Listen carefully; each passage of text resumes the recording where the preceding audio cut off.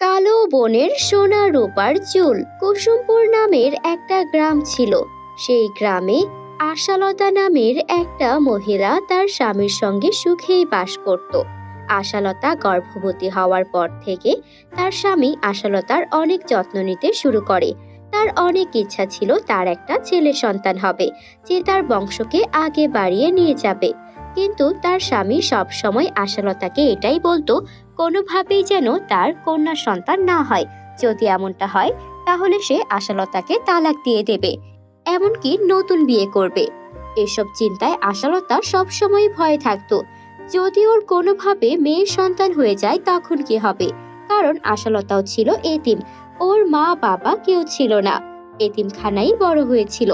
আর তারপর আশালতার স্বামীর পরিবার ওকে এতিমখানা থেকেই পছন্দ করে নিয়ে আসে। সেই থেকে আশালতার পরিবার এখানেই। এভাবেই দেখতে দেখতে ৯ মাস পার হয়ে গেল। একদিন আশালতার প্রচন্ড পেটে ব্যথা অনুভব হলো। আশালতার স্বামী ওকে হাসপাতালে ভর্তি করলো। গুড নিউজ, আপনার 2টা কন্যা সন্তান হয়েছে, আপনাদের টুইন বেবি হয়েছে। কি, মেয়ে সন্তান? আশালতা, আমি তোমাকে আগেই বলেছিলাম, এবার যদি তোমার কোনো মেয়ের সন্তান হয় আমি তোমাকে বাড়ি থেকে বের করে দেব। আর তোমার মেয়েগুলোকে দেখো, এক একটা কালো পেতনির মতো হয়েছে। এগুলোকে বিয়ে দিতে গেলে লাখ লাখ টাকা খরচ হবে। তুমি তো আমার সব সর্বনাশ করে দিলে। এখন ভালোই ভালোই তোমার এই মেয়ে দুটোকে নিয়ে আমার বাড়ি থেকে বের হয়ে যাও। আমার বাড়িতে তোমাদের আর কোনো জায়গা হবে না। ওগো, এভাবে বলো না। আমার দুধের শিশুদের নিয়ে আমি কোথায় যাব? তুমি তো জানো আমি এতিম। আর এতিম একটা মেয়ে তার 2টা সন্তানকে নিয়ে কোথায় থাকবে? ওরা যে ছোট, আমার শরীরও তো এখনো ভালো হয়নি। তুমি আমার ওপর একটু দয়া করো, এভাবে বলো না। তুমি শুধু আমাকে একটু দয়া করো, আমার বাচ্চাগুলো বড় হওয়া পর্যন্ত তোমার বাড়িতে থাকতে দাও। আর এমন তো নয় যে আমার কোনো ছেলে সন্তান হবে না। দেখো, পরের বার আমার ঠিক ছেলে সন্তান হবে। আমার যখন ছেলে সন্তান হবে তখন আমি আমার এই 2 মেয়েকে এতিমখানায় পাঠিয়ে দেব। এতটুকু তো আমাকে তুমি দয়া করো।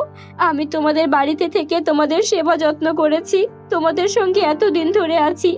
মা, আপনি আপনার ছেলেকে বোঝান, আপনার ছেলে যে আমাকে বাড়ি থেকে তাড়িয়ে দিতে চাইছে। ওরা যে এই বংশেরই, ওদের রক্তেও তো এই পরিবারের রক্তই বইছে।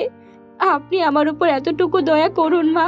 আশালতার কান্নাকাটিতে আশালতার শাশুড়ির মন একটু নরম হলো, আর তাই সেবারের মতো আশালতার স্বামী ওকে বাড়ি থেকে তাড়ালো না।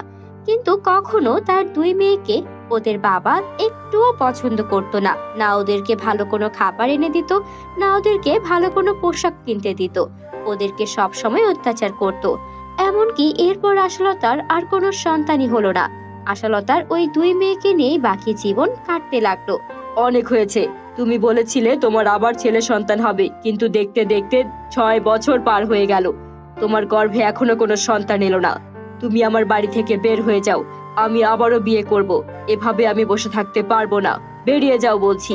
আশালতার স্বামী ওকে তার 2 মেয়েকে নিয়ে বাড়ি থেকে বের করে দিল। এরপর আশালতা জঙ্গলে গিয়ে থাকতে শুরু করলো।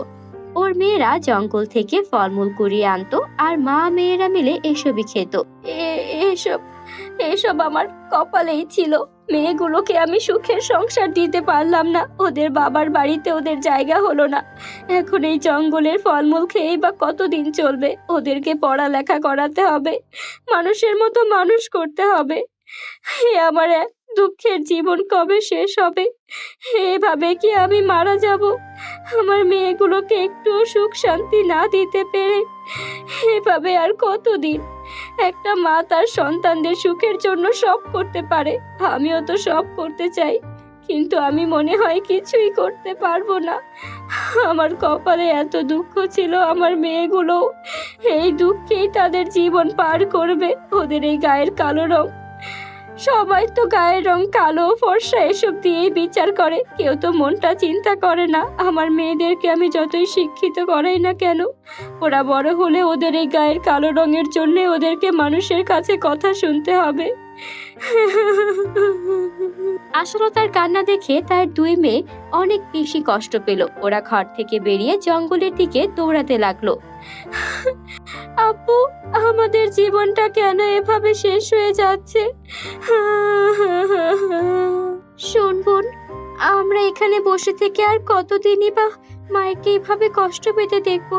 মা রোজ আমাদের জন্য রাতে কান্না করে। এর চেয়ে বরং আমরা কোনো পরীকে ডাকি। তুই গল্পে শুনিসনি যে পরীরা মানুষকে অনেক সুন্দর করে দেয়?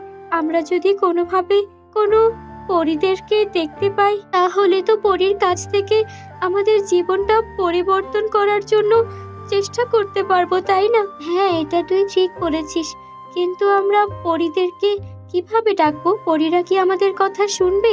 পরীরা তো পরী রাজ্যে থাকে, পরীরা কেনই বা আসবে?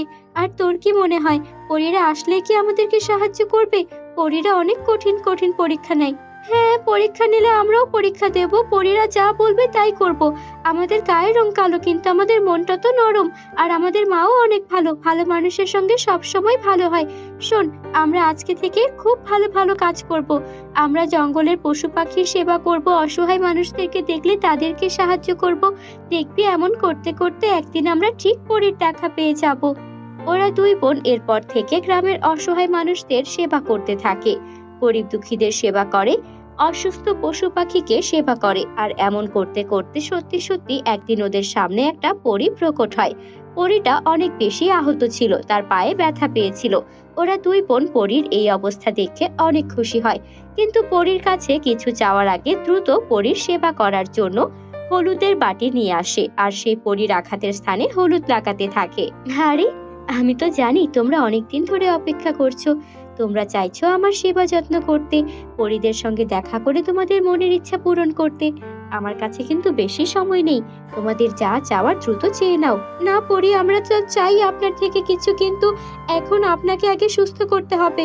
পৃথিবীতে আপনি বেশি সময় থাকতে পারবেন না, আর আপনার এই অসুস্থ পা নিয়ে আপনি উঠতে গেলে আবারও নিচে পড়ে যাবেন। আমাদের কিছু লাগবে না, আগে আমরা আপনাকে সেবা করে সুস্থ করে নেই। আমার নাম সোনা, ওর নাম রূপা। যদিও আমরা দেখতে কালো, কিন্তু আমাদের মা আদর করে আমাদের নাম সোনা আর রূপা রেখেছে। আপনি তাড়াতাড়ি এই হলুদটুকু পায়ে মাখিয়ে একটু বিশ্রাম করুন, আর তারপরে আপনি না হয় উপরে চলে যাবেন। আপনার কথা বলতে হবে না, আমাদেরকে কিছুই দিতে হবে না। পরী এটা শুনে হাসতে থাকে আর তার জাদুর কাঠি ঘোরায়। সঙ্গে সঙ্গে সোনা রূপা দেখতে অনেক সুন্দর হয়ে যায়, আর সোনার মাথায় সোনালী চুল আর রূপার মাথায় রূপালী চুল এসে যায়। এটা কি হলো পরী? আপনি তাহলে আমাদের সাহায্য করলেন, আমাদেরকে সুন্দর বানিয়ে দিলেন। আপনার কাছে আমরা কৃতজ্ঞ, কিন্তু আমাদের মাথা ভর্তি সোনা রূপার চুল কেন দিলেন? এগুলো দিয়ে কি হবে? এগুলো তোমাদের দিলাম উপহার হিসেবে। এই সোনা রূপার চুল তোমরা বিক্রি করতে পারবে, আর তোমাদের মাকে নিয়ে এখন থেকে সুখে সংসার করতে পারবে। এরপর থেকে ওরা দুই বোন সুখে শান্তিতে জীবন কাটাতে লাগলো। বন্ধুরা, গল্পটি ভালো লাগলে তোমাদের নাম কমেন্টে লিখে জানিও। আর আমাদের সঙ্গে তোমরা যদি নতুন হয়ে থাকো, আমাদের চ্যানেলটিকে সাবস্ক্রাইব করে বেল আইকন অন করে দিও। ধন্যবাদ।